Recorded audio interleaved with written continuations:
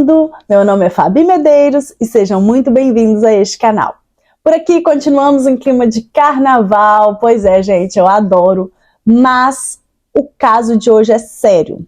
Pois é, aconteceu no início do ano de 1974. Acredito que todos vocês, ou a maioria de vocês, conheça a história do edifício Joelma, né, do incêndio que ocorreu lá. Mas o que talvez vocês não conheçam é a história que tem por trás disso. A história que aconteceu antes mesmo do edifício Joelma ser construído.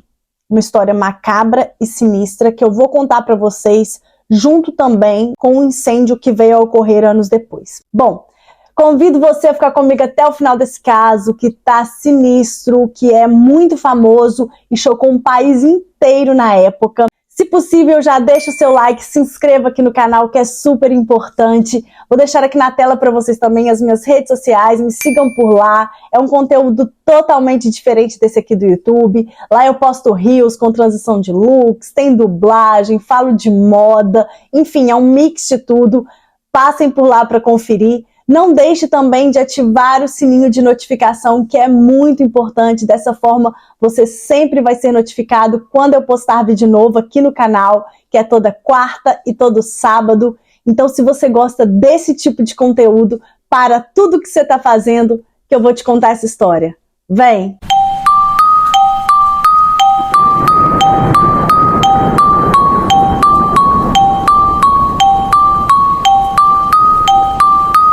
A história de hoje se passou em São Paulo, no ano de 1974.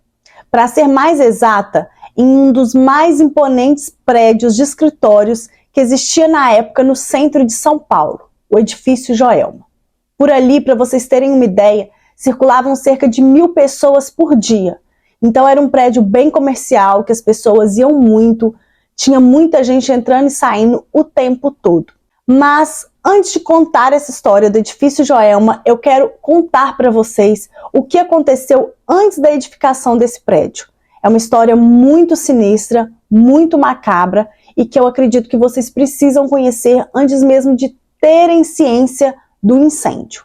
Bom, então vamos lá. Existe uma história que é verídica e aconteceu anos antes do Joelma ser erguido.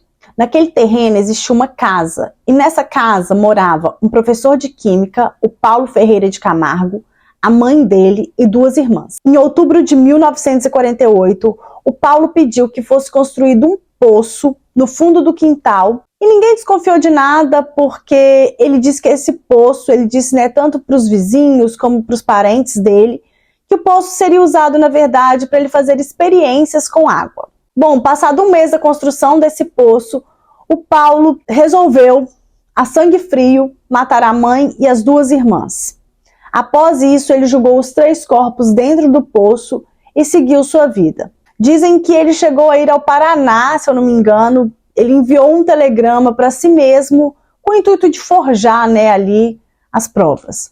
Bom, a polícia continuou investigando as 3 pessoas que estavam desaparecidas, afinal ninguém desaparece do nada. E o Paulo, acredito eu, que se sentindo encurralado, ele acabou dando um tiro na própria cabeça. O triplo assassinato, seguido de suicídio, abalou a população na época e deixou o terreno, né, a casa ali, o local, com fama de mal assombrado. Em 1972, a casa foi demolida e no local construíram um edifício considerado super sofisticado, super moderno para a época, que era o edifício Joelma.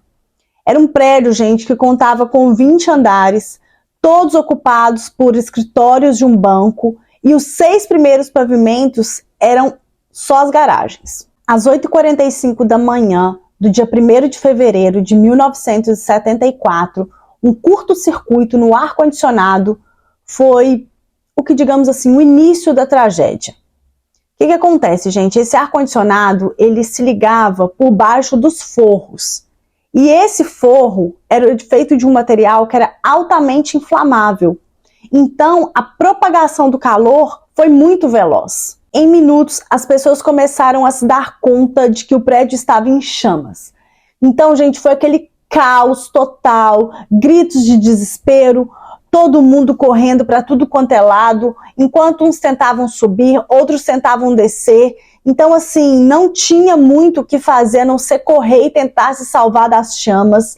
O que era para ser uma manhã tranquila, normal de trabalho, se transformou em uma tragédia e eram, assim, centenas de pessoas tentando se tornar não vítima, mas sobrevivente. O sofrimento era insuportável. Gente, tinha gente pulando do prédio. Então, assim, foi um espetáculo dramático de suicídio e pânico. Uma das sobreviventes, para vocês terem ideia, ela disse que aquilo ali era a morte anunciada. Não tinha para onde ir, não tinha o que fazer. Era um dilema real. Ou você iria morrer carbonizado, ou você iria morrer saltando do prédio. As pessoas lá embaixo, elas chegaram a escrever cartazes dizendo não pule, né, com o intuito das pessoas esperarem o socorro, mas pouco adiantou. Ainda dentro do prédio em chamas, 13 pessoas, com a intenção de se salvarem, óbvio, entraram dentro de um elevador. Mas logo que elas entraram, o elevador desceu e explodiu. E elas morreram da pior maneira que vocês conseguem imaginar. Gente, é muito triste porque, assim, essas pessoas elas não conseguiram nem serem identificadas para poder, né, serem entregues às famílias. Não, nada, não sobrou absolutamente nada. Então, assim, gente, durante o incêndio eles estavam impossibilitados de descer, porque o fogo já estava, né, todo tomado ali, já tinha tomado tudo. Então eles começaram a subir. Quem conseguiu chegar no topo do prédio, ali no telhado, queria respirar, né? Tava procurando por ar. Então a pessoa, ela chegava ali na mureta, ali, né, do prédio, ali na mureta, para poder olhar para baixo, e ao olharem para baixo, para tentarem respirar, elas acabavam aspirando esse ar superaquecido. Eu tô falando de um ar, gente, numa temperatura de 600, 700 graus. Então, imagina você, é como uma chaleira. Você coloca uma chaleira para ferver e ela, a 100 graus Celsius, ela ferveu a água. Você abre a tampa e coloca a cara ali dentro. Só que as pessoas fizeram isso com 600, 700 graus. Então é uma temperatura que derrete vidro, derrete metal, funde alumínio, funde metal, derrete pessoas. As pessoas que conseguiram sobreviver foi porque de alguma forma chegaram, né, conseguiram chegar ali nos parapeitos das janelas e ali aguardaram o resgate. Era muito pequeno o espaço, mas, cara, você podia cair, podia, mas você estava num incêndio, então era uma luta pela vida mesmo. Outras pessoas também que foram resgatadas foram as que conseguiram chegar até o telhado de um modo, assim, inexplicável, porque os pés estavam em brasas. Você mal conseguia andar. Elas, com muito esforço, é quase uma obra, assim, realmente do divino, elas chegaram lá e conseguiram ser resgatadas pelos helicópteros. Não foi fácil, gente, foi uma luta mesmo, assim, incessante e monstruosa para sobreviver. Após o incêndio, o Joelma foi fechado por 4 anos para reforma. Após ser reaberto, ele foi considerado um dos edifícios mais seguros da cidade e rebatizado com o nome de Edifício Praça da Bandeira. Nome esse utilizado até os dias atuais. Existe uma história que em 1990, no cemitério São Pedro, o zelador de lá, né, o Luiz Nunes, ele começou a escutar gritos, vozes né, com pedidos de socorro, e ele começou a achar tudo aquilo muito estranho e começou a procurar de onde vinham essas vozes, esses gritos de desespero. E ele percebeu que vinham dos túmulos das 13 almas que tinham morrido no incêndio do edifício Joelma. Pois é, gente, ele ficou muito apavorado e também muito triste, né? Querendo ou não, todo mundo que conhece a história, você fica mais comovido do que com medo, porque foi muito sofrimento que teve ali.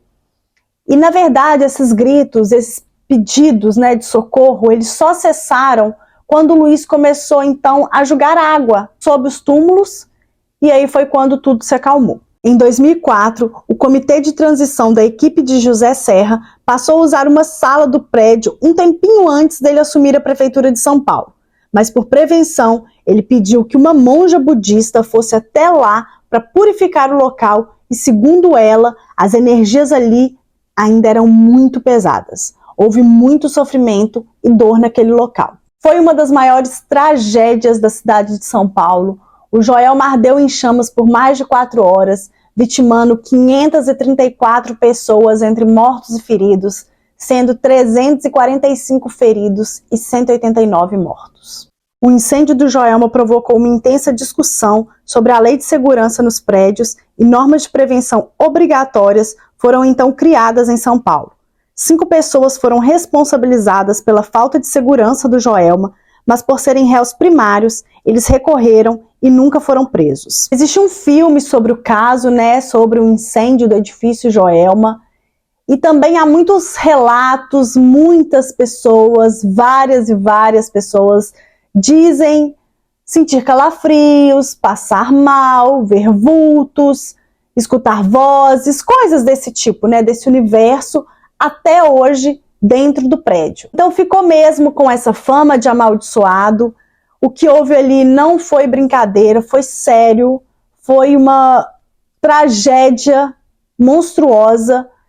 Então é dito que sim, que ele tem uma energia estranha no local. Bom, esse foi o caso de hoje, eu espero que vocês tenham gostado. Se você gostou, por favor, deixe seu like, se inscreva aqui no canal. Vou deixar mais uma vez as minhas redes sociais aqui na tela para quem quiser me seguir por lá. Gente, a gente se vê então no próximo vídeo, no sábado. Fui!